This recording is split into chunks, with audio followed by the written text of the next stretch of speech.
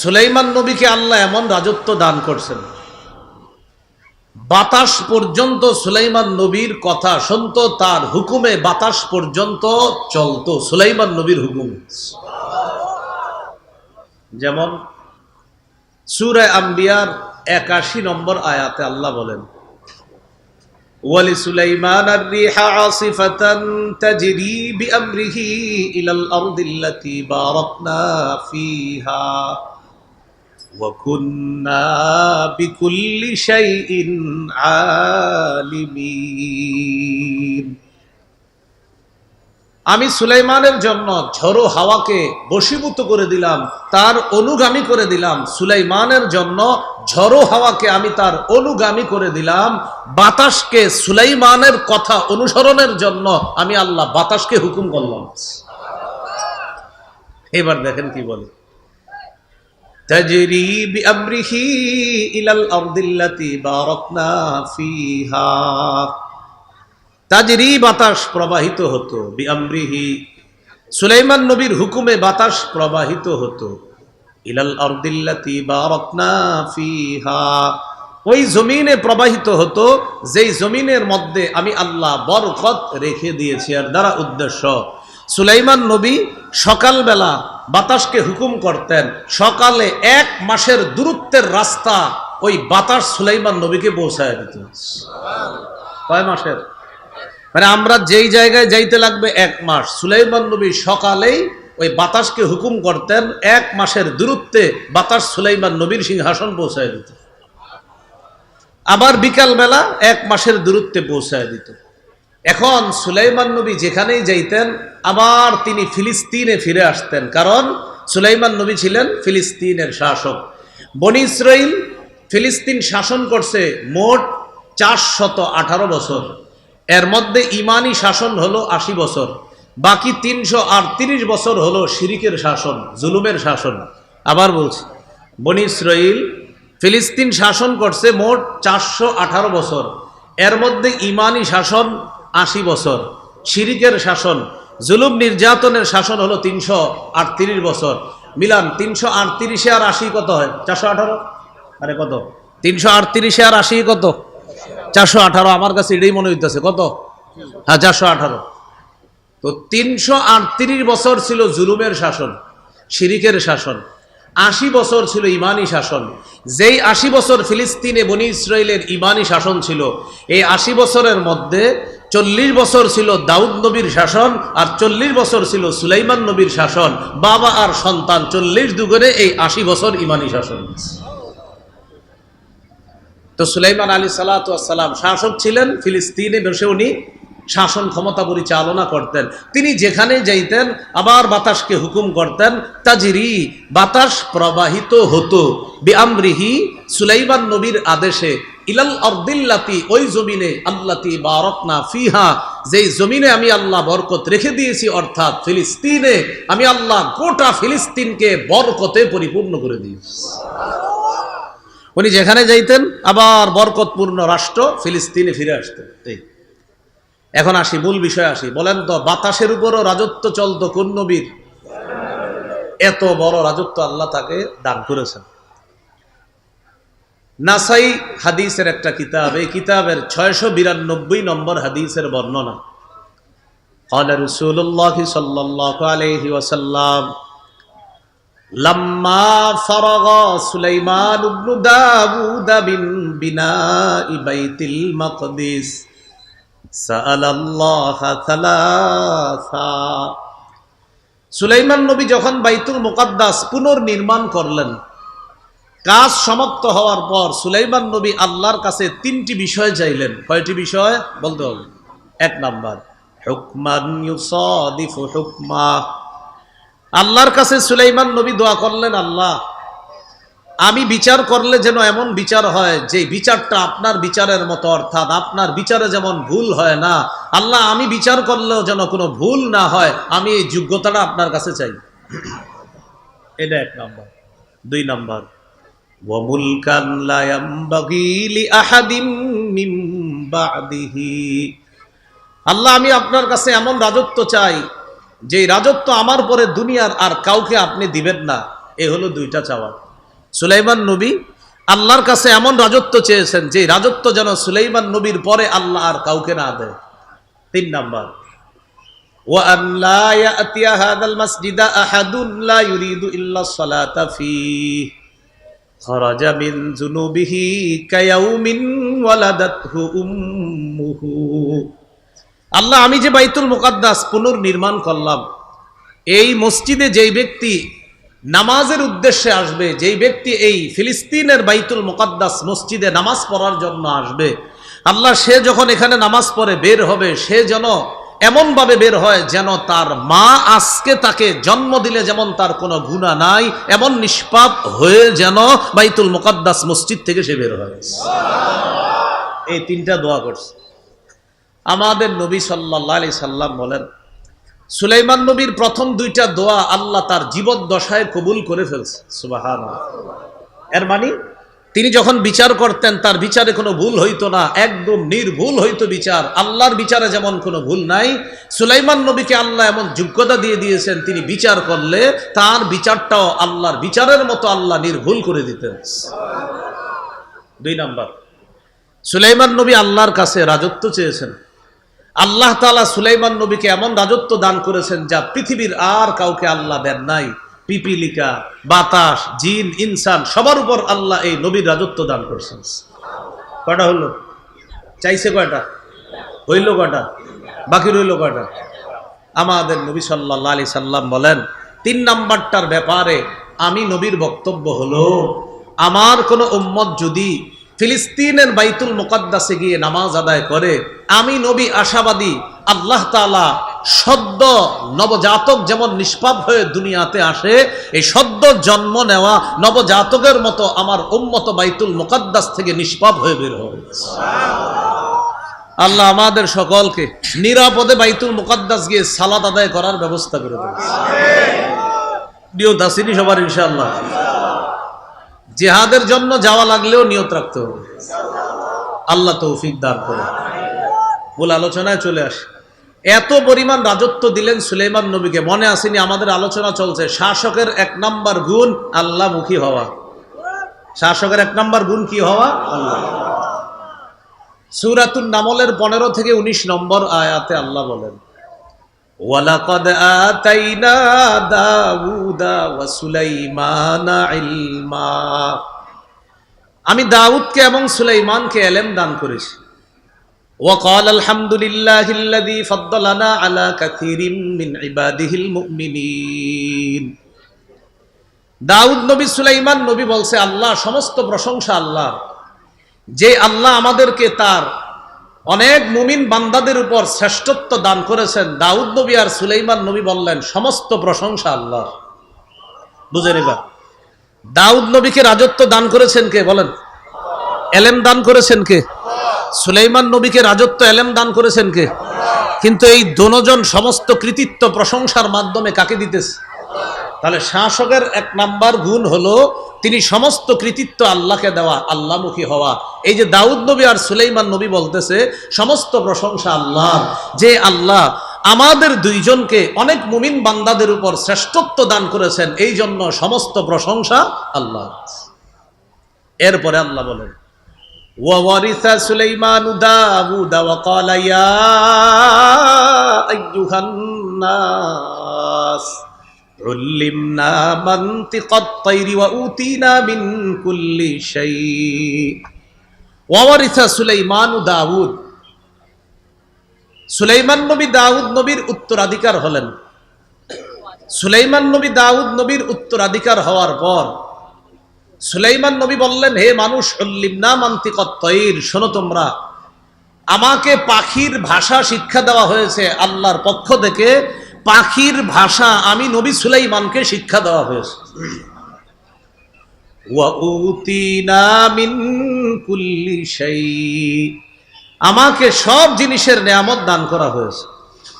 এগুলার পরে সুলাইমান নবী বলতেছেন, ইন্না হাযা লাহুয়াল ফাদলুল মুবিন, এগুলা সব স্পষ্ট অনুগ্রহ, আল্লাহর পক্ষ থেকে দয়া, অনুগ্রহ। আমি যে পাখির ভাষা বুঝি, এটা আমার আল্লাহর অনুগ্রহ। আমি যে পাখির ভাষা বুঝতে পারি, এটা আমার রবের অনুগ্রহ। আমার হুকুমে যে বাতাস প্রবাহিত হয়, এটা আমার রবের অনুগ্রহ। এত বড় রাজত্ব যোগ্যতা পাওয়ার পরেও বলেন তো কৃতিত্ব কাকে দিচ্ছে? রাষ্ট্রনায়কের এক নাম্বার গুণ হবে তিনি সমস্ত বিষয়ে আল্লাহমুখী হবে, আখেরাতমুখী হবে, আল্লাহকে সব কৃতিত্ব দিবে। এটা এক নাম্বার। পরে কি বলে দেখেন, ওয়াহুশিরা লিসুলাইমানা জুনুদুহু মিনাল জিন্নি ওয়াল ইনসি ওয়াত তায়রি ফাহুম ইউজাউন। সুলাইমান নবীর জন্য সমবেত করা হলো, জিন, ইনসান, পাখি কুলকে একত্রিত করা হলো, তাদেরকে নিয়ন্ত্রণ করা হতো। সুলাইমান নবী সবাইকে নিয়ন্ত্রণ করতেন, জিনদেরকে নিয়ন্ত্রণ করতেন, মানুষকে নিয়ন্ত্রণ করতেন, পাখিকে নিয়ন্ত্রণ করতেন। বলেন তো এই সবার উপর রাজত্বটা সুলাইমান নবীকে দিয়েছেন কে? আল্লাহ। রাজত্ব দেওয়ার পর সুলাইমান নবী কি বলে একটু পরে দেখেন, হাত্তা ইযা আতাউ আলা ওয়াদিন নামলি ক্বালাত নামলাতু ইয়া আইয়ুহান নামলু দুখুলু মাসাকিনাকুম। সুলাইমান নবী তার বাহিনী নিয়ে রওনা করলেন, যাইতে যাইতে পিপিলিকার এলাকায় গিয়ে বসলেন, পিঁপড়ার এলাকায়। ক্বালাত নামলাতু ইয়া আইয়ুহান নামলু দুখুলু মাসাকিনাকুম। পিঁপড়ার রানী পিঁপড়াদেরকে ডেকে বলল, ও পিপিলিকার সম্প্রদায়, উদখুলু মাসাকিনাকুম, তাড়াতাড়ি গর্তে ঢুকো। পিপিলিকার রানী পিঁপড়াদেরকে ডেকে বলল, ও পিঁপড়া সম্প্রদায়, তাড়াতাড়ি গর্তে প্রবেশ করো। লা ইয়াহতিমান্নাকুম সুলাইমান ওয়া জুনুদুহু ওয়া হুম লা ইয়াশউরুন। সুলাইমান এবং তার সৈন্যবাহিনী না জেনে তোমাদেরকে যেন পিষে না ফেলে, তাড়াতাড়ি তোমরা গর্তে ঢুকো। সুলাইমান নবী তার যে বাহিনী নিয়ে আসতেছে, তোমাদের উপরে হাঁটলে তোমাদেরকে পিষে মেরে ফেলতে পারে। ও পিঁপড়া বাহিনী, তাড়াতাড়ি গর্তে ঢুকো, সুলাইমান নবী যেন তোমাদেরকে পারা না দেয়। আর উনি তো বুঝতে পারবে না, না জেনে হয়তো তোমাদেরকে পিষে ফেলতে পারে, এজন্য তোমরা গর্তের মধ্যে প্রবেশ করো। পিঁপড়ার রানী পিঁপড়ার দলকে এই কথা বলার পর সুলাইমান নবী পিঁপড়ার ভাষাটা বুঝে ফেলছে, সাথে সাথে বুঝে ফেলার পর ফাতাবাসসামা দাহিকাম মিন কাওলিহা, সুলাইমান নবী পিঁপড়ার ভাষা বুঝে স্মিত একটা হাসি দিলেন। সুবহানাল্লাহ। ওয়া ক্বালা রাব্বি আউজি'নি আন আশকুরা নি'মাতাকা আল্লাতী আন'আমতা আলাইয়া ওয়া আলা ওয়ালিদাইয়া। সাথে সাথে সুলাইমান নবী বললেন, হে আমার রব, আমাকে তৌফিক দান করেন, আমি যেন আপনার নেয়ামতের শুকরিয়া আদায় করতে পারি, যে নেয়ামত আপনি আমাকে দান করেছেন। আল্লাহ, আমাকে পাখির ভাষা বোঝার যোগ্যতা দিয়েছেন। আল্লাহ, বাতাস আমার অনুগামী করে দিয়েছেন। আল্লাহ, মানুষের উপর আমার রাজত্ব দান করেছেন। আল্লাহ, জিনের উপর আমার রাজত্ব দান করেছেন। মাবুদ, আপনি আমাকে এত নেয়ামত দিয়েছেন, আমি যেন আপনার শুকরিয়া আদায় করতে পারি, আমাকে তৌফিক দান করেন। তাহলে দেখেন তো, এত রাজত্ব হওয়ার পরেও তিনি সব কারে বলতেছে? এটা মুসলিম শাসকের এক নাম্বার বৈশিষ্ট্য, আল্লাহমুখী হওয়া। আমি কিছু না, সব আমার রব আমাকে করছে। পরে কি বলে দেখেন, ওয়া আন আ'মালা সালিহান তারদাহ ওয়া আদখিলনি বিরহমাতিকা ফি ইবাদিকাস সালিহিন। আল্লাহ, আমি যেন নেক কাজ করতে পারি, যে নেক কাজ আপনি পছন্দ করেন, আপনার পছন্দনীয় নেক কাজ যেন আমি করতে পারি, আর আমাকে আপনার অনুগ্রহে নেক বান্দাদের অন্তর্ভুক্ত করে নেন। মানুষের রাজত্ব, জিন জাতির রাজত্ব, পশু পাখির রাজত্ব, বাতাসের উপর রাজত্ব, সব রাজত্ব পাওয়ার পরেও সুলাইমান নবী বলতেছে, আল্লাহ, সব কৃতিত্ব আপনার, প্রশংসা আপনার, আপনি আমাকে নেয়ামত দান করেছেন। আল্লাহ, আমি যেন ভালো কাজ করতে পারি, আমি যেন সঠিকভাবে আপনার শুকরিয়া আদায় করতে পারি, আমাকে আপনি তৌফিক দান করেন। আল্লাহ, এত কিছু পাওয়ার পরেও আল্লাহ, আপনি আপন দয়ায়, মেহেরবানিতে আপনার নেক বান্দাদের অন্তর্ভুক্ত আমি সুলাইমানকে আপনি করে নিয়েছেন। তাহলে বলেন তো, মুসলিম শাসকের কাজ কয়টা? কাজ কয়টা? চারটা। আর গুণ কয়টা? এক নাম্বার গেল আল্লাহমুখী হওয়া, এলো এক নাম্বার গুণ। তো সুলাইমান নবী আল্লাহর এত প্রশংসা করার পর আল্লাহ সুলাইমান নবীর প্রশংসা করে দিলেন। সুবহানাল্লাহ। কোন মুসলিম শাসক আল্লাহকে খুশি করে দিলে আল্লাহ তার প্রতি খুশি হয়ে যায়। সুলাইমান নবী শাসক হিসাবে খুশি করেছেন আল্লাহকে, আল্লাহও খুশি হয়ে সুলাইমান নবীর প্রশংসা করছেন সূরা সদের 30 নম্বর আয়াতে। বুঝে থাকলে বলেন তো, সুলাইমান নবী রাজত্ব পাওয়ার পর কাকে খুশি করছে? এবার আল্লাহ তাআলা সুলাইমান নবীর প্রতি খুশি হয়ে কি বলে দেখেন, সূরা সদ 30 নম্বর আয়াত। আল্লাহ বলেন, ওয়া ওয়াহাবনা লিদাউদা সুলাইমান,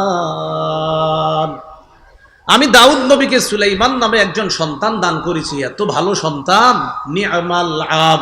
আল্লাহ বলেন সুলাইমান কতই না উত্তম বান্দা। সুবহানাল্লাহ। আল্লাহ বলেন সুলাইমান কতই না উত্তম বান্দা। ইন্নাহু আওয়াব, সে বেশি বেশি খালি আল্লাহর দিকে ফিরে। আওয়াব মানে যে বেশি বেশি আল্লাহমুখী হয়। তো আল্লাহ বলেন আমার সুলাইমানকে এত রাজত্ব দেওয়ার পরেও সুলাইমান এত ভালো বান্দা, এত নেক বান্দা, সে খালি আমার অভিমুখী হয়, সে বেশি বেশি আল্লাহ অভিমুখী হয়। বুঝে থাকবেনি কথাটা, মনে থাকবেনি? তাহলে মুসলিম শাসকের 1 নম্বর বৈশিষ্ট্য আল্লাহমুখী হওয়া। 2 নম্বর বৈশিষ্ট্য বলেন ইনসাফ কায়েম করা। বলেন তো মুসলিম শাসকের 2 নম্বর বৈশিষ্ট্য কি? এটা জরুরি বিষয়। সূরাতুস সদ 26 নম্বর আয়াতে আল্লাহ বলেন, ইয়া দাউদু ইন্না জাআলনাকা খলিফাতান ফিল আরদ ফাহকুম বাইনান নাসি বিল হাক্কি ওয়া লা তাত্তাবি'ল হাওয়া ফায়ুদিল্লাকা আন সাবিলিল্লাহ ইন্নাল্লাযীনা ইয়াদিল্লুনা আন সাবিলিল্লাহি লাহুম আযাবুন শাদীদুম বিমা নাসু ইয়াউমাল হিসাব। ইয়া দাউদু, হে দাউদ, ইন্না জাআলনাকা খলিফাতান ফিল আরদ, আমি আপনাকে বানিয়েছি পৃথিবীতে খলিফা, প্রতিনিধি। ফাহকুম বাইনান নাসি বিল হক, আপনি সঠিকভাবে মানুষের মাঝে বিচার করবেন, ইনসাফ প্রতিষ্ঠিত করবেন। ওয়ালা তাত্তাবি'ল হাওয়া, খেল খুশির অনুসরণ করবেন না, মন যা চায় তা করবেন না। ফায়ুদিল্লাকা আন সাবিলিল্লাহ, যদি আপনি আপনার খেল খুশির অনুসরণ করেন তাহলে এটা আপনাকে আল্লাহর রাস্তা থেকে দূরে সরায়া দিবে। চিন্তা করেন, একজন নবীকে আল্লাহ বলতেছে আপনি যদি নিজের মনের কথা শোনেন, তাহলে এই মনের কথা যদি শোনেন তাহলে আপনাকে এই বিষয়টা আল্লাহর রাস্তা থেকে দূরে সরায়া দিবে।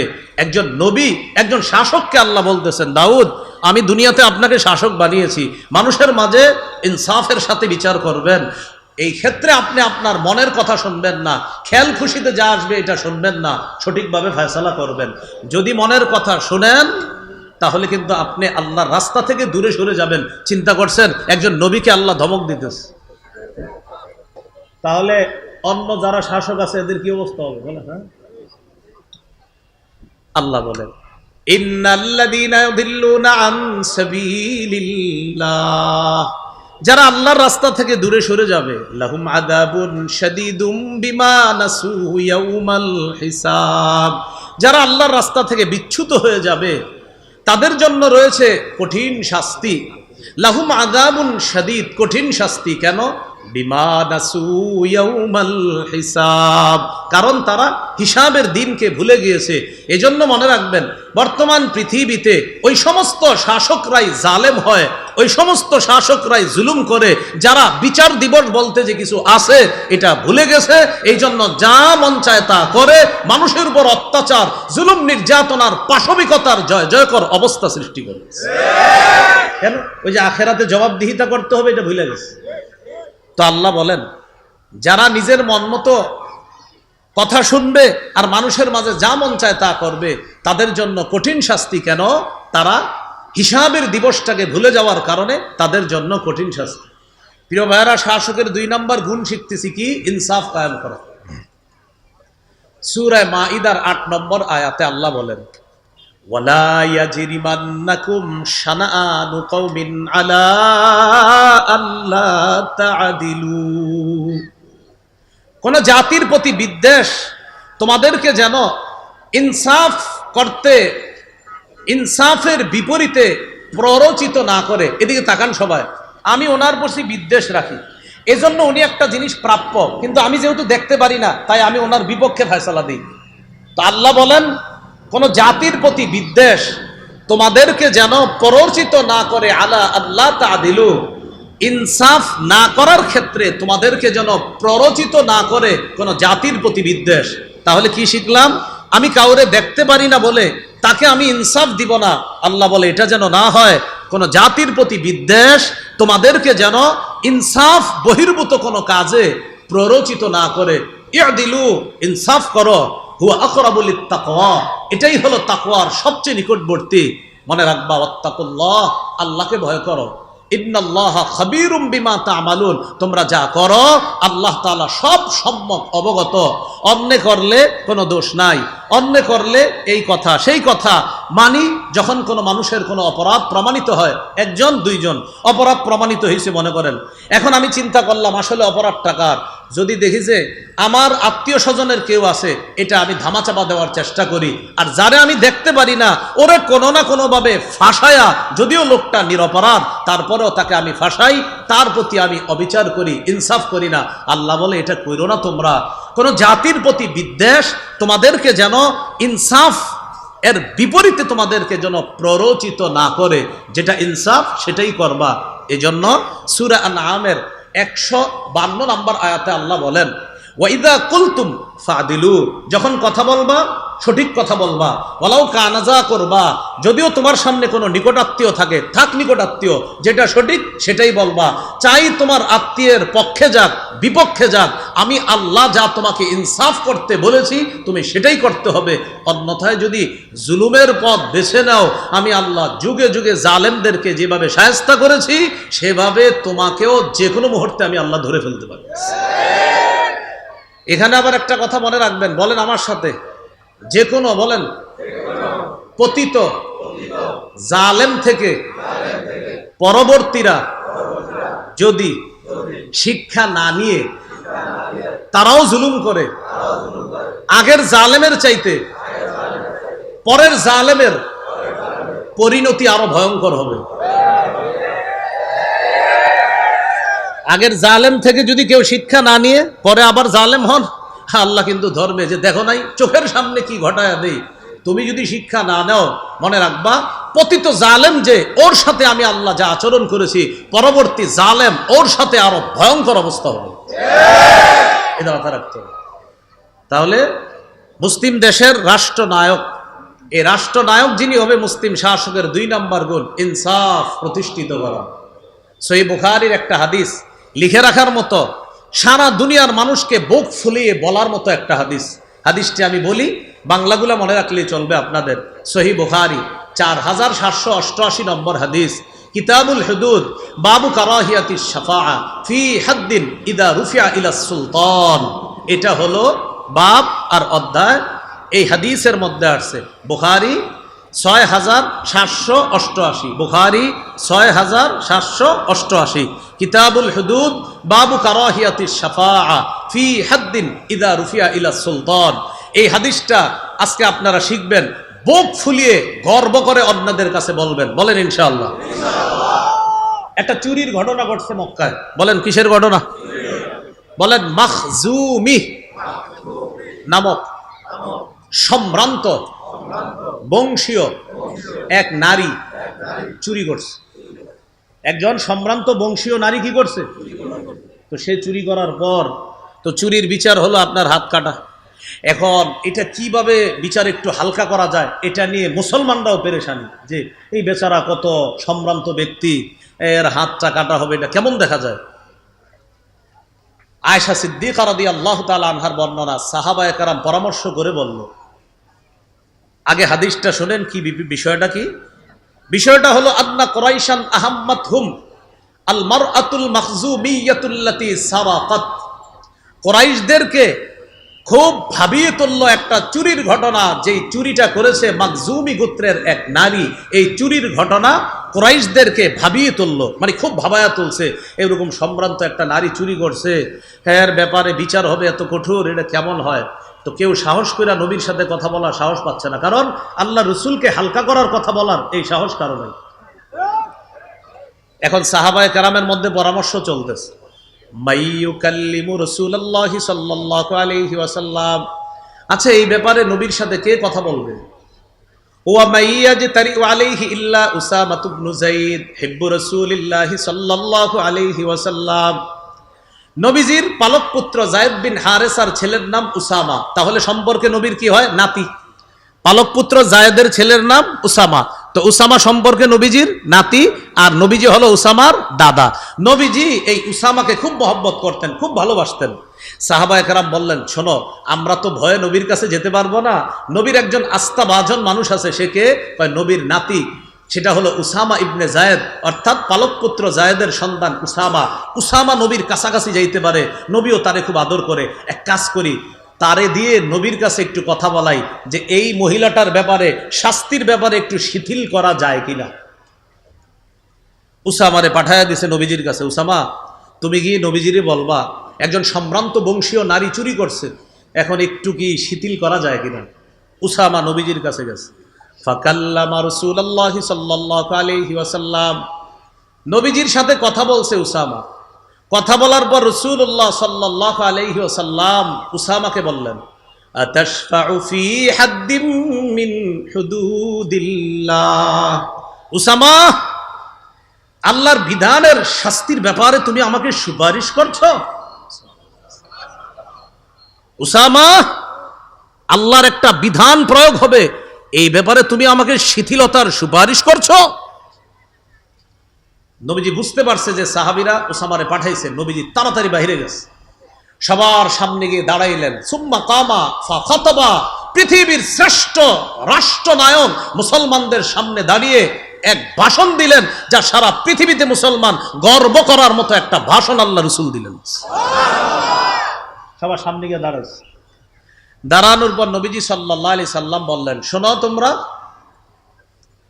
ইয়া আইয়ুহান নাস ইন্নামা দাল্লা মান কানা ক্বাবলাকুম আন্নাহুম কানু ইযা সারাকাশ শরীফ তারাকুহু। শোনো, তোমাদের পূর্ববর্তী জাতি ধ্বংস হওয়ার অন্যতম একটা কারণ, তাদের মাঝে সম্ভ্রান্ত কোনো ব্যক্তি চুরি করলে তারা তাকে ছেড়ে দিত। নবীজি কেমনে বুঝায় দেখেন, তোমাদের পূর্বে কিছু জাতি ধ্বংস হওয়ার অন্যতম কারণ হলো সম্ভ্রান্ত কোনো ব্যক্তি চুরি করলে তারা তাকে ছেড়ে দিত। ওয়াইদা সারাকাদ দাইফু ফীহিম আকামু আলাইহিল হাদ্দা, আর যখন তাদের মাঝে কোনো দুর্বল ব্যক্তি চুরি করত, তখন তার উপর তারা শাস্তি প্রয়োগ করত। কি হলো বিষয়টা? ধনী মানুষকে ছেড়ে দিত, সম্ভ্রান্ত কোনো ব্যক্তি চুরি করলে তাকে ছেড়ে দিত, আর দুর্বল কেউ চুরি করলে তার উপর শাস্তি প্রয়োগ করা হতো।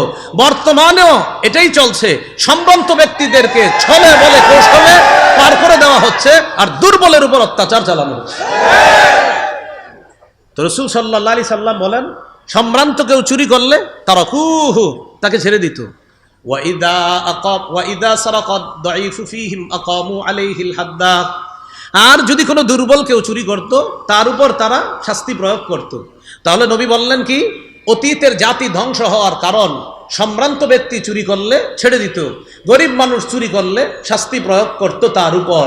এবার আল্লাহ নবী বলেন, শোনো তোমরা, লাউ আন্না ফাতিমাতা বিনতা মুহাম্মাদিন সাল্লাল্লাহু আলাইহি ওয়াসাল্লাম সারাকাত, আজকে যদি মাখজুমি গোত্রের ওই নারী চুরি না করে মুহাম্মদ সাল্লাল্লাহু আলাইহি সাল্লামের মেয়ে ফাতেমা চুরি করত, আজকে যদি আমি মুহাম্মদের মেয়ে ফাতেমা চুরি করত, আজকে যদি আমি মুহাম্মদের মেয়ে ফাতেমা চুরি করত, নবীজি বলেন লাকাতা মুহাম্মাদুন ইয়াদাহা, মুহাম্মদ সাল্লাল্লাহু আলাইহি সাল্লাম তার কন্যা ফাতেমার হাত কেটে দিত। গর্ব করে সারা দুনিয়াকে জানাবেন যে পৃথিবীতে এমন একজন রাষ্ট্রনায়ক পারলে দেখাও। কি বললেন? আজকে ওই সম্ভ্রান্ত মহিলা, সে যদি চুরি না করে, মুহাম্মদ সাল্লাল্লাহু আলাইহি সাল্লামের কন্যা ফাতেমা, আর ফাতেমা রাদিয়াল্লাহু তাআলা আনহার চেয়ে সম্ভ্রান্ত পৃথিবীতে আর কোন মেয়ে হবে?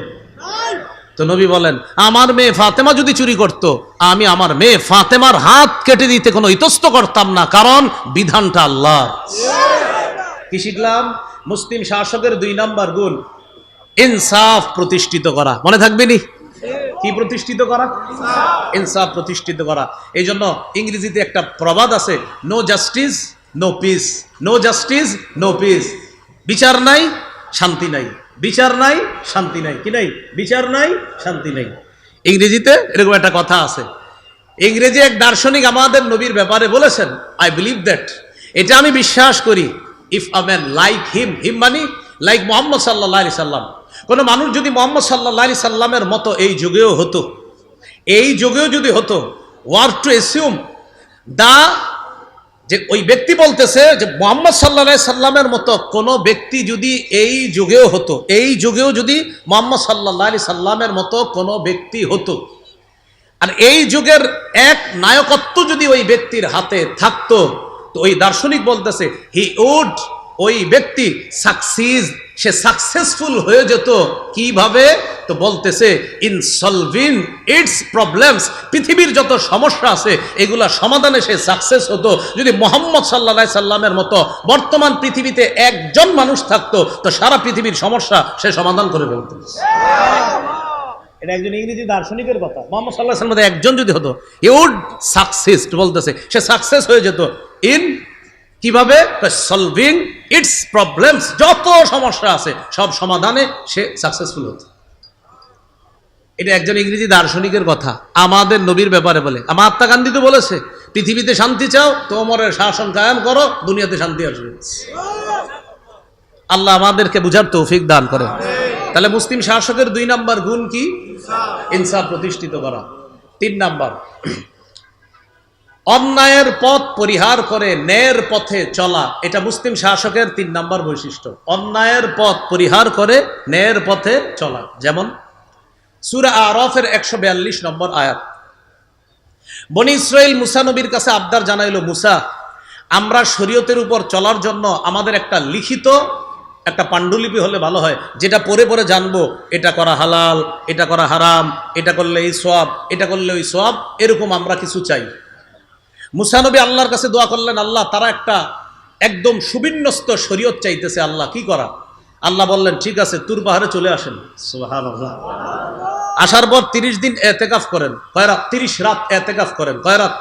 30 রাত এতেকাফ করেন। আল্লাহ তাআলা মুসা নবীকে নিয়ে গেলেন, আল্লাহ তাআলা খুশি হয়ে ইবাদত করার জন্য আরো 10 রাত দিলেন। মোট হলো 30 আর 10 কত হলো? 40। মুসা নবী যে 40 রাতের জন্য তুর পাহাড়ে চলে গেলেন, তার প্রতিনিধি বানায়া দিলেন হারুন নবীকে। হারুন নবীকে বললেন, ভাই হারুন, সঠিকভাবে কাজ করবা, ইনসাফের পথ তুমি ধারণ করবা, ন্যায়ের পথ ধারণ করবা, অন্যায়ের পথ পরিহার করবা। মুসলিম শাসকের 3 নাম্বার বৈশিষ্ট্য ন্যায়ের পথ গ্রহণ করা, অন্যায়ের পথ পরিহার করা। এবার আয়াতটা শোনেন, সূরা আরাফ 142 নম্বর আয়াতে আল্লাহ বলেন, ওয়া'আদনা মূসা 30 লাইলা, আমি মুসাকে তাওরাত কিতাব দেওয়ার জন্য 30 রাতের ওয়াদা করলাম। ওয়া আতমামনাহা বিআশরিন, 30 রাত ইতিকাফ করবে মুসা, আমি আল্লাহ 10 দিয়ে আরো পুরা করলাম। ফাতাম্মা মিকাতু রাব্বিহি 40 লাইলা, এইভাবে মুসার রবের নির্ধারিত মেয়াদ হয়ে গেল 30 আর 10 40। এটা হয়ে গেল নির্ধারিত মেয়াদ। ফাতাম্মা, পূর্ণ হলো, মিকাতু রাব্বিহি, মুসা নবীর রবের নির্ধারিত মেয়াদ কত দিনে? 40 লাইলা, 40 রাতে পুরা হলো। প্রথম ছিল কয় রাত? 30 রাত। বাড়াইলো কয় রাত? 30 আর 10 কত? তা আল্লাহ বলে ফাতাম্মা, পূর্ণ হলো, মিকাতু রাব্বিহি, তার রবের নির্ধারিত মেয়াদ 40 লাইলা, 40 রাতে পূর্ণ হলো। ওয়াকালা মুসা লিআখিহি হারুন আখলুফনি ফি কওমি, ওয়াকালা মুসা, মুসা নবী বললেন, লিআখিহি, তার ভাই হারুনকে বললেন, হারুন উখলুফনি ফি কওমি, আমার অনুপস্থিতিতে তুমি আমার সম্প্রদায়ের প্রতিনিধিত্ব করবা। ওয়া আসলিহ, তুমি ন্যায়ের পথ গ্রহণ করবা, সংশোধন করবা, সঠিক কাজ করবা। ওয়ালা তাত্তাবি সাবিলাল মুফসিদিন, অন্যায় সৃষ্টিকারী যারা, ফাসাদ সৃষ্টিকারীদের পথ অনুসরণ করবা না। তাহলে কি শিখলাম? অন্যায়ের পথ অনুসরণ করা যাবে না, ন্যায়ের পথ অনুসরণ করা। শাসকের 3 নাম্বার বৈশিষ্ট্য, তিনি কোনোভাবেই অন্যায়ের পথ গ্রহণ করবে না, বরং মুসলিম শাসক সদা সর্বদা ন্যায়ের উপর অটল রাখে, জাতির উপর তিনি নেতৃত্ব দান করেন। এটা হলো 3 নাম্বার। 4 নাম্বার মুসলিম শাসকের বৈশিষ্ট্য, বাংলাটা বলেন, বলেন, শিষ্টের লালন, দুষ্টের দমন। আর একটু সহজ বাংলা বলি, বলেন, ভালোকে লালন, খারাপকে দমন। ভালোকে লালন করতে হবে, হ্যাঁ হ্যাঁ ঠিক আছে ঠিক আছে, খারাপ খবর আছে, এই মানে ভালো ঠিক আছে, খারাপ খবর আছে, এই। তাহলে ভালোকে লালন, দুষ্টকে দমন। তো একটু সুন্দর বাংলায় বললাম আর কি, শিষ্টের লালন, দুষ্টের দমন। আর সহজে ভালো মানুষরে লালন করতে হবে, খারাপ গুলারে দমন করতে হবে। এই ব্যাপারে আমরা দৃষ্টান্ত নেই সূরা কাহাফ 83 থেকে 91 নম্বর আয়াত। সূরা কাহাফের 83 থেকে 91 নম্বর আয়াত। পৃথিবীর একজন বাদশাহ ছিল, তার নাম যুলকরনাইন। নাম শুনছেননি? আল্লাহ তাআলা বলেন, ওয়াসআলুনাকা আন যিল করনাইন, নবী তারা আপনাকে যুলকরনাইন বাদশা সম্পর্কে জিজ্ঞাসা করে। কুল সাআতলু আলাইকুম মিনহু যিকরা, আপনি বলেন আমি যুলকরনাইনের ব্যাপারে তোমাদের কাছে এখন কিছু আলোচনা করব। ইন্না মাক্কান্না লাহু ফিল আরদ, আমি যুলকরনাইনকে পৃথিবীতে ক্ষমতা দান করলাম। ওয়া আতাইনাহু মিন কুল্লি শাইইন সাবাবা, আমি তাকে সব জিনিসের উপকরণ দান করলাম।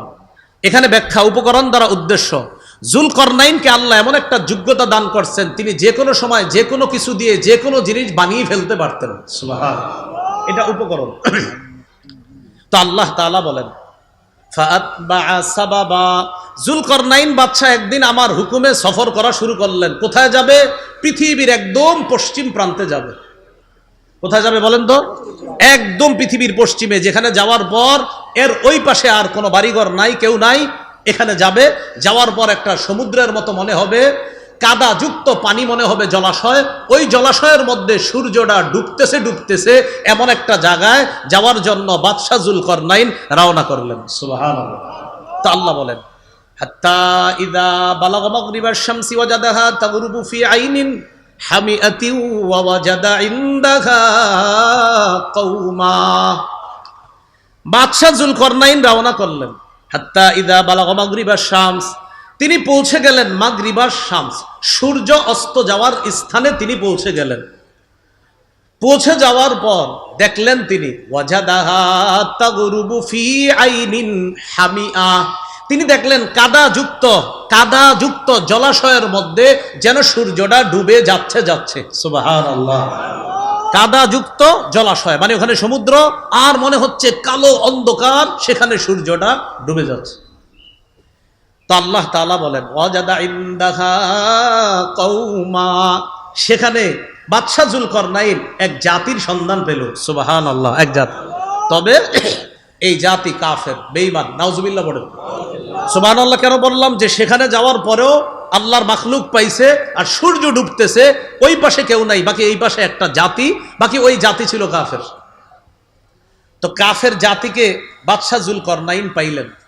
পাওয়ার পর কুলনা ইয়া যাল করনাইনি ইম্মা আন তুআযযিবা ওয়া ইম্মা আন তাত্তাখিযা ফীহিম হুসনা, ও বাদশা যুলকরনাইন, আল্লাহ বলেন আমি যুলকরনাইনকে বললাম এই কাফেরদের ব্যাপারে আপনার সামনে দুইটা অপশন, ইম্মা আন তুআযযিবা, হয়তো তাদেরকে শাস্তি দিতে পারো, ওয়া ইম্মা আন তাত্তাখিযা ফীহিম হুসনা, অথবা তাদের ব্যাপারে ভালো কোনো পন্থা তুমি গ্রহণ করতে পারো। কয়টা পন্থা? দুইটা। একটা হলো শাস্তি দিতে পারো বা ভালো কিছু গ্রহণ করতে পারো। মনে আসেনি? শিষ্টের লালন, দুষ্টের দমন। বাদশা যুলকরনাইন উনি জবাব দিলেন, উনি মনে মনে নিয়ত করলেন যে আল্লাহ, আমি তাদেরকে দাওয়াত দিব, দাওয়াত দিলে তারা আমার দাওয়াত যারা গ্রহণ করবে তাদের সাথে আমি সুন্দর আচরণ করব, আর যারা গ্রহণ না করে উল্টে আমার উপর জুলুম করবে তাদেরকে আমি দমন করব। দেখেন কি বলল বাদশা যুলকরনাইন, বললেন আমার দাওয়াতে যারা সাড়া দিবে, সুন্দর আচরণ করবে, আমি তাদেরকে লালন করব, তাদের সাথে আমি সুন্দর আচরণ করব, আর যারা আমার কথায় সাড়া না দিয়ে উল্টা তাওহীদের বিরোধিতা করে যারা জুলুম করবে আমি তাদেরকে দমন করব। শিষ্টের লালন, দুষ্টের দমন। তো বলতেছে যুলকরনাইন বাদশা বললেন, ক্বালা আম্মা মান যালামা ফাসাউফা নুআযযিবুহু সুম্মা ইউরাদ্দু ইলা রাব্বিহি, যে ব্যক্তি জুলুম করবে আমি তাকে শাস্তি দিব, এরপর তাকে তার রবের কাছে ফিরিয়ে দেওয়া হবে। সুম্মা ইউরাদ্দু ইলা রাব্বিহি ফায়ুআযযিবুহু আযাবান নুকরা, তার রব তাকে কঠিন শাস্তি দিবে, এটা হলো রবের কাছে ফিরিয়ে দেওয়া হবে। ওয়া আম্মা মান আমানা ওয়া আমিলা সলিহা, আর যে ব্যক্তি ঈমান আনবে, ওয়া আমিলা আমালান সলিহা, যে ব্যক্তি ঈমান আনবে এবং নেক কাজ করবে, ফালাহু জাযাআনিল হুসনা, তার জন্য রয়েছে উত্তম প্রতিদান, আমি তার সাথে সুন্দর আচরণ করব, আখিরাতেও তার জন্য ভালো অবস্থা। আর যারা জুলুম করবে, আমার কথা শুনবে না, দুনিয়াতে আমি তাদেরকে দমন করব, এরপরে তো আল্লাহ আপনার কাছে তারা যাবে, আর আপনি তো তাদেরকে কঠিন শাস্তি দিবেন।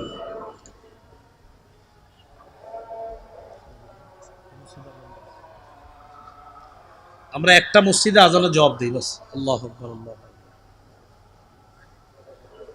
শেষ করে দিচ্ছি বাস, একটু আরেকটা কয়েকটা বাকি আছে, এই কয়েকটা সংক্ষেপে বলে দিব।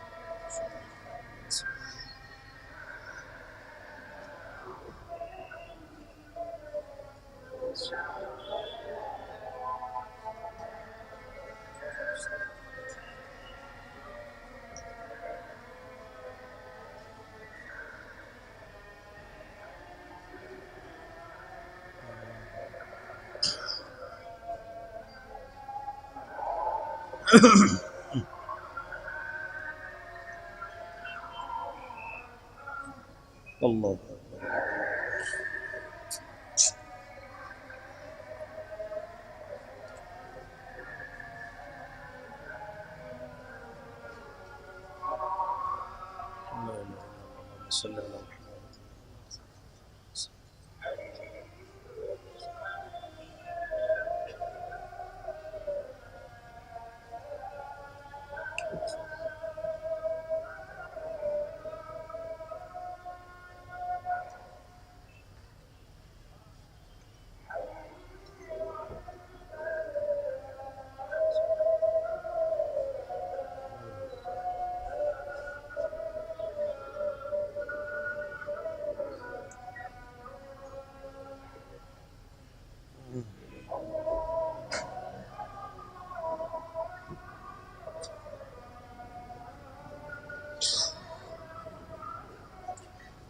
আল্লাহ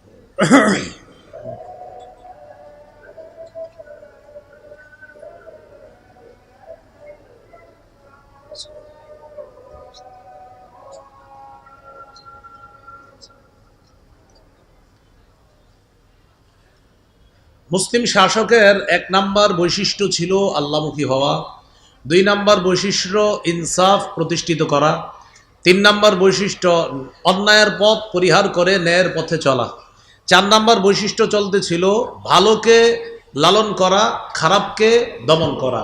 এক্ষেত্রে কঠোর হতে হবে, যিনি শাসক হবে তিনি কঠোর হতে হবে, খারাপ যারা তাদের ব্যাপারে কঠোর, আর ভালো যারা তাদের ব্যাপারে ভালো। তো এই ব্যাপারে আমরা দলিল দিচ্ছিলাম সূরা কাহফের 83 থেকে 91 নম্বর আয়াত পর্যন্ত। বাদশাহ জুলকরনাইনের 2টি সফরের কথা আল্লাহ এই দুই জায়গায় বলেছে আর কি, মোট 3টা সফর, বাকি এই 91 আয়াত পর্যন্ত 2টা সফর। একটা হলো জুলকরনাইন বাদশার একদম পৃথিবীর পশ্চিম প্রান্তে সফর, সেখানে যাওয়ার পর একদল কাফেরকে পাইলেন, তো তাদের ব্যাপারে তিনি বললেন যারা জালেম জুলুম করবে তাদেরকে আমি কঠিন শাস্তি দিব। ও আম্মামান আমানা ও আমিলা সালিহা, আর যে ব্যক্তি ঈমান আনবে, নেক কাজ করবে, তার জন্য ভালো পুরস্কার রয়েছে। ওয়াসানাকুলু লাহু মিন আমরিনা ইউসরা, জুলকরনাইন বাদশা বলেন, আমি তাকে যখন আদেশ করব কথা বলার সময় সঠিক কথা, সহজ কথা বলবো, তার সাথে আমার সব আচরণও হবে সহজ। কি শিখলাম? ভালোকে লালন করা, খারাপকে দমন করা, সোজা হিসাব। যেটা উল্টাপাল্টা করবে ওটাকে শাস্তি না দিলে দেশের অবস্থা আরো খারাপ হবে। এ হলো 4 নাম্বার। 5 নাম্বার মুসলিম শাসকের বৈশিষ্ট্য, বলেন জনগণের জন্য অকাতরে বিলিয়ে দেওয়া।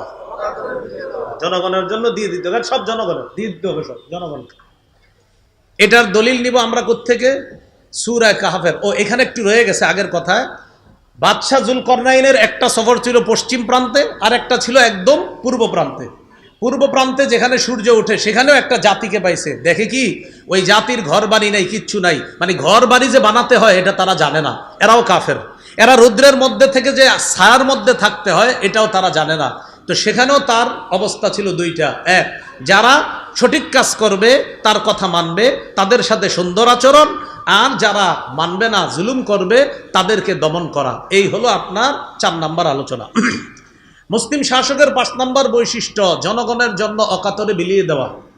সূরা কাহফের 92 নম্বর থেকে 97 নম্বর আয়াত পর্যন্ত আমি শুধু অনুবাদগুলো বলে যাচ্ছি। বাদশাহ জুলকরনাইন এবার আরেকটা সফর করলেন। মুফাসসিরিনে কেরাম বলেন এই সফরটা হয়েছে পৃথিবীর উত্তরে। আল্লাহ বলেন এই কোরআনে, আল্লাহ শুধু দুইটা বলছে, একটা বলছে পশ্চিমে আর একটা বলছে পূর্বে। 3 নাম্বার সফরের কথা কোরআনে আছে, কিন্তু কোন দিকে সফর এটা আল্লাহ সরাসরি বলে নাই। তবে মুফাসসিরিনে কেরাম ক্যালকুলেশন করে বলেন 3 নাম্বার সফরটা হয়েছে পৃথিবীর উত্তরে। বাদশাহ জুলকরনাইন সেখানে গেলেন। যাওয়ার পর হাত্তা ইদা বালাগ বাইনা সাদ্দাইন, 2 পাহাড়ের মাঝে গিয়ে পৌঁছলেন। সেখানে গিয়ে পৌঁছার পর এক জাতি পাইলেন, যেই জাতি বাদশাহ জুলকরনাইনের কথা বুঝে না। লা ইয়াকাদুনা ইয়াফকাহুনা কাওলা, জুলকরনাইনের ভাষা বুঝে না। বাদশাহ জুলকরনাইন চিন্তা করলেন এদেরকে বুঝানো যায় কেমনে। তখন তিনি ইশারার মাধ্যমে তাদের সাথে কথা বলা শুরু করলেন। সুবহানাল্লাহ। মুফাসসিরিনে কেরাম লেখেন আরেকটা হলো দুবাসির মাধ্যমে, একটা হলো ইশারায়, যে ইশারায় হ্যাঁ বলো বলো তোমরা বলো, এরকম ইশারায় কথা বললেন। তখন ওই পাহাড়ের যারা মাঝখানে আছে তারা বলল, ও বাদশাহ জুলকরনাইন, এই পাহাড়ের ওই পাশে 2টা জাতি আছে, একটার নাম ইয়াজুজ আর একটার নাম মাজুজ। ইন্না ইয়াজুজা ওয়া মাজুজা মুফসিদুনা ফিল আরদ, তারা পৃথিবীতে খুব ফাসাদ সৃষ্টি করে। তারা পাহাড়ের এই পাশে আইসা মাঝে মাঝে আমাদের বাড়ির উপর হামলা করে, লুটতরাজ করে, ডাকাতি করে। আমরা বড় সমস্যার মধ্যে আছি। ও বাদশাহ জুলকরনাইন, একটা ফয়সালা করেন না, কিছু করা যায় কিনা? ফাহাল নাজআলু লাকা খারজান আলা আন তাজআলা বাইনানা ওয়া বাইনাহুম সাদ্দা, আপনি আমাদের মাঝে আর ওই ইয়াজুজ মাজুজের মাঝে এমন একটা প্রাচীর করে দেন, একটা প্রতিবন্ধক তৈরি করে দেন। প্রয়োজনে আপনারে আমরা টাকা দিমু, কর দিমু, ট্যাক্স দিমু, পারিশ্রমিক দিমু। এটা কারা বললো? ওই জাতি। বাদশাহ জুলকরনাইন বললেন কিচ্ছু লাগবে না। মা মাক্কান্নি ফিহি রব্বি খাইর, আল্লাহ আমাকে যা দিয়েছে, যে ক্ষমতা দান করেছেন, তোমরা যা দিবা এর চেয়ে অনেক উত্তম দান করছেন। আমি শুধু তোমাদেরকে বলি তোমরা শুধু সংগ্রহ করো, যা অর্থের প্রয়োজন সব আমি দিব, যা যা লাগে সব আমি দিব, তোমরা খালি আমার একটু সহযোগিতা করো। কি সহযোগিতা? আতুনি জুবারাল হাদিদ, লোহার পাত আনো। বাদশাহ জুলকরনাইনের জন্য তারা লোহার পাত নিয়ে আসলো। লোহার পাতগুলা 2 পাহাড়ের মাঝখানে রাখতে শুরু করলো। লোহার পাত রাখতে রাখতে হাত্তা ইদা সাওয়া বাইনা সাদাফাইন, 2 পাহাড়ের একদম উঁচা চূড়া, বুঝেন এই 2 পাহাড়, এই 2 পাহাড়ের মাঝে ফাঁকা, এই ফাঁকার মধ্যে লোহার পাত রাখতে রাখতে এটা এটা এটা এই যে 2 পাহাড়, একটা পাহাড় আর একটা পাহাড়, মাঝখানে লোহাগুলা রাখতে রাখতে এই 2 পাহাড়ের চূড়া সম পরিমাণ লোহার পাত রাখা হয়ে গেছে। বুঝছেন নি কথাটা? এখন ছিদ্র বন্ধ, বাকি কোনো পার্টিশন দেওয়া হয় নাই, শুধু লোহাগুলা রাখা হয়েছে। মাঝে মাঝে ছিদ্র টিদ্র হয়ে যেতে পারে, ইয়াজুজ মাজুজ এসে নাড়া দিলে পড়ে যেতে পারে। তখন জুলকরনাইন বললেন উনফুখু, আগুন জ্বালাও, আগুনের মধ্যে বাতাসের ব্যবস্থা করো। এটার মধ্যে বাতাসের ব্যবস্থা করার পর এখানে প্রচুর পরিমাণে কয়লা জ্বালাও। কয়লা জ্বালানোর পর এটার মধ্যে তামা গলাও। গলানোর পর ওই গলিত তামা আমার কাছে নিয়ে আসো। উফরিকা আলাইহি কিত্র, আমি এই লোহার উপর এই তামাগুলা ঢেলে দিব। বাদশাহ জুলকরনাইন ওই লোহার উপর এগুলা ঢেলে দেওয়ার পর এই লোহা একটা আরেকটার সাথে সুন্দরভাবে লেগে কঠিন একটা পার্টিশন তৈরি হয়ে গেছে। আল্লাহ তাআলা বলেন এমনভাবে পার্টিশন তৈরি হয়েছে ওই ইয়াজুজ মাজুজ চাইলেও তারা এপাশে অতিক্রম করে আসতে পারবে না, আবার এটার কোনো ছিদ্রও তারা তালাশ করে পাবে না। তো আল্লাহ তাআলা বলেন উফরিগা আলাইহি কিতরা, বাদশাহ যুলকরনাইন সম্পর্কে বলেন যে আমি এটা ঢেলে দিব। তো ঢেলে দেওয়ার পর তখন তারা আর ওইটার কোনো পার্টিশনও খুঁজে পায় নাই, উপর দিয়ে যে এপাশে আসবে এটাও পায় না। এটা হলো আপনার 5 নাম্বার বৈশিষ্ট্য, অকাতরে বিলিয়ে দেওয়া। লোহার পাত তৈরি করা, তামার ব্যবস্থা করা, কয়লার ব্যবস্থা করা, জ্বালানির ব্যবস্থা করা, যত খরচ লাগছে সব বাদশাহ যুলকরনাইন একা বহন করছে। তাহলে জনগণের জন্য অকাতরে বিলিয়ে দেওয়া, কি করা বলেন তো? অকাতরে বিলিয়ে দেওয়া। হ্যাঁ, এটা মনে রাখতে হবে, জনগণের জন্য অকাতরে বিলিয়ে দেওয়া। আমরাও বিলিয়ে দেই, এরে দেই, অমুক রে দেই, আমার আশেপাশে যে আছে দেই, আমি রাখি না তো তারে দেই, এরকম না, এরকম হবে না। জনগণের জন্য আমাদের ব্যবস্থা পুরা উল্টা, আমরা জনগণেরটা আইনা আশেপাশের মানুষকে দেওয়া হয়, এটা অন্যায়।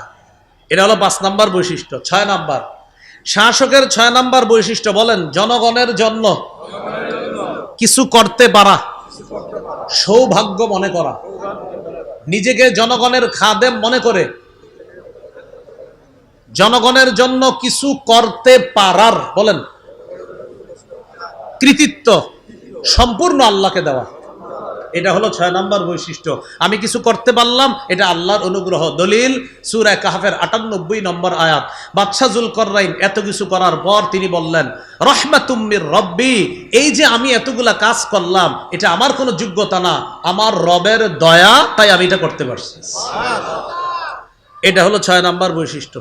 7 নাম্বার রক্ষণাবেক্ষণে যথেষ্ট যোগ্য হওয়া, বিচক্ষণ হওয়া, এই বিষয়ে জ্ঞান থাকা। কিসে?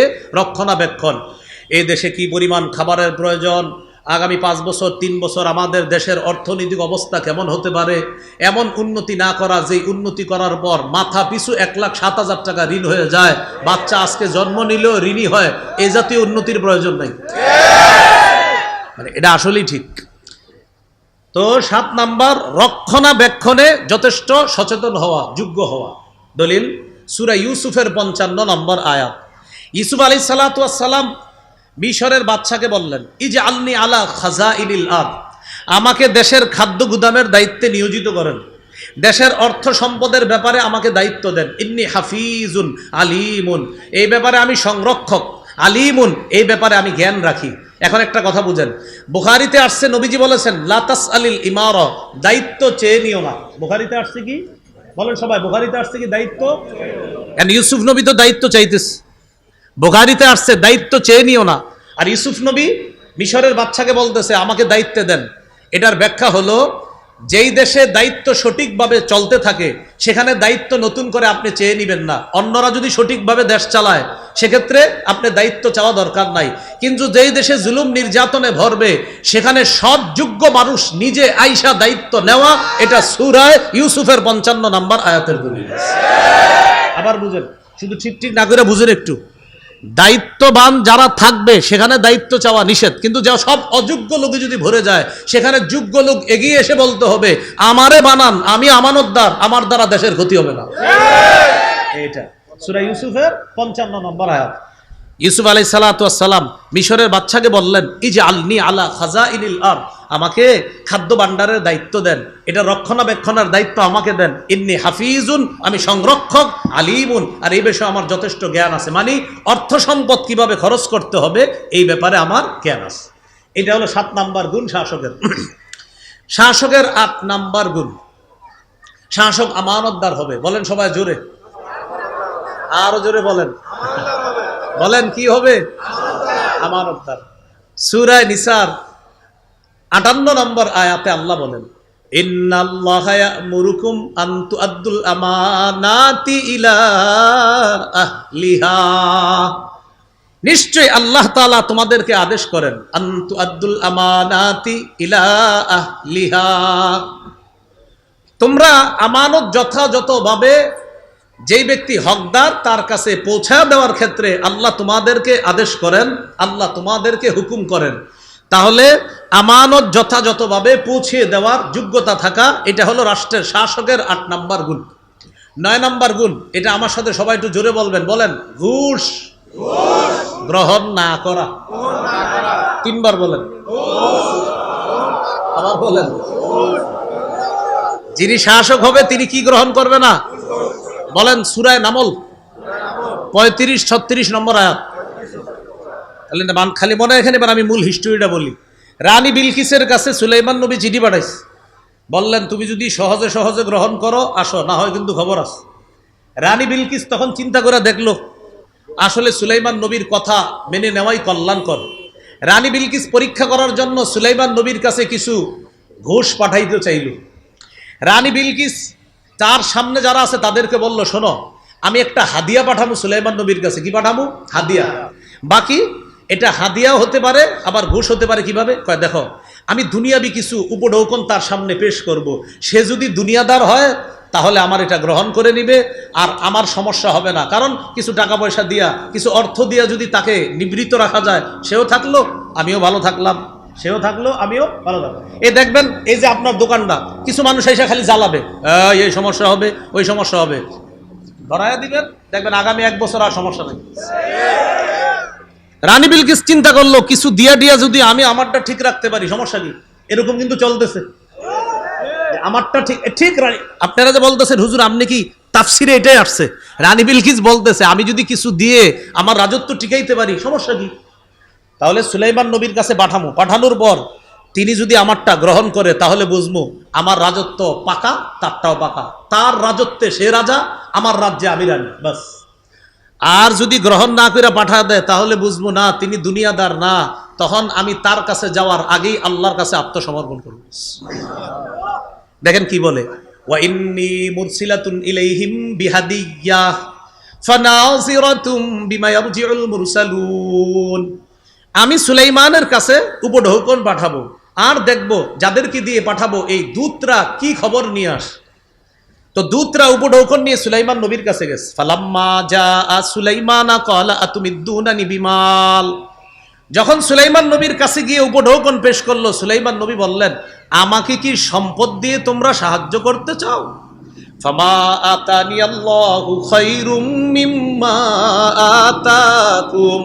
আল্লাহ আমাকে যা দান করেছেন, তোমরা আমাকে যা দিয়েছো, তোমাদেরকে আল্লাহ যা দিয়েছেন এর চাইতে অতি উত্তম নেয়ামত আমি সুলাইমানকে আল্লাহ দান করেছি। রানী বুঝতে পারছে না এরে দুনিয়াবি কিছু দিয়া ঠেকানো যাবে না, থামানো যাবে না। রানী সুলাইমান নবীর কাছে আসার আগেই আল্লাহর কাছে আত্মসমর্পণ করে সুলাইমান নবীর কাছে এসে বললেন, ও সুলাইমান আমি অলরেডি আল্লাহর কাছে আত্মসমর্পণ করে ফেলেছি। এ হলো 9 নম্বর বৈশিষ্ট্য। সর্বশেষ 10 নম্বর বৈশিষ্ট্য, রাষ্ট্র শাসক যিনি আল্লাহর বিধান অনুযায়ী ফয়সালা করবে। বাস, আল্লাহর বিধান। বলেন কার বিধান? আল্লাহর বিধান অনুযায়ী ফয়সালা করবে। সূরা মাইদার 48 নম্বর আয়াতে আছে আল্লাহ তাআলা বলেন, আমি আপনাকে কিতাব দিলাম, সত্য কিতাব, মুসাদ্দিকাল লিমা বাইনা ইয়াদাইহি মিনাল কিতাব, যে কিতাবটা তার আগের তাওরাত ইনজিলকে সত্যায়নকারী, ওয়া মুহাইমিনান আলাই, তাওরাত ইনজিলের বিষয়গুলো সংরক্ষণকারী। ফাহকুম বাইনাহুম বিমা আনজালাল্লাহ, নবী আপনি তাদের মাঝে বিচার করেন যেইভাবে আল্লাহ নাজিল করেছে, যা আল্লাহ নাজিল করেছে আল্লাহর বিধান অনুযায়ী বিচার করেন। সর্বশেষ সূরা মাইদার 50 নম্বর আয়াতে আল্লাহ বলেন, আফা হুকমাল জাহিলিয়াতি ইয়াবগুন, তারা কি জাহিলি বিচার চায়? তারা কি জাহিলিদের বিচার চায়? জাহিলি শাসন ব্যবস্থা চায়? নবী আপনি বলেন, ওমান আহসানু মিনাল্লাহি হুকমান লিকওমি ইউকিনুন, যারা বিশ্বাসী তাদের জন্য আল্লাহর চাইতে উত্তম বিধানদাতা আর কে আছে? তাদের জন্য আল্লাহর চাইতে উত্তম বিধানদাতা আর কে আছে? এই রাষ্ট্রের শাসকের 4টা করণীয় জানলাম আর 10টা গুণ জানলাম। আল্লাহ আমাদের এই বাংলাদেশও এমন একজন মুসলিম শাসক যেন আল্লাহ তৈরি করে দেয়।